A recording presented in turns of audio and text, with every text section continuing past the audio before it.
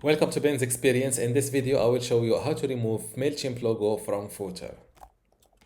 This is mailchimp.com, and first I will log in to my account. Let's try to create a new email and see how to hide the Mailchimp logo from the footer. Let's go with a regular email, for example.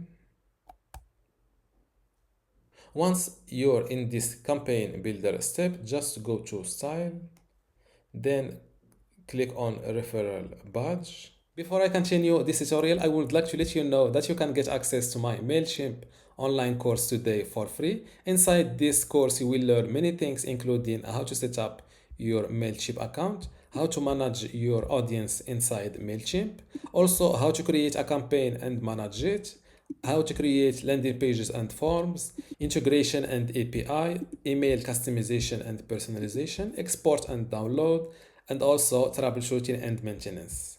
To get all of this today for free, plus these online courses in my university, all you need to do is to go to university.bensexperience.com, link in the description. Without any further ado, let's continue our tutorial.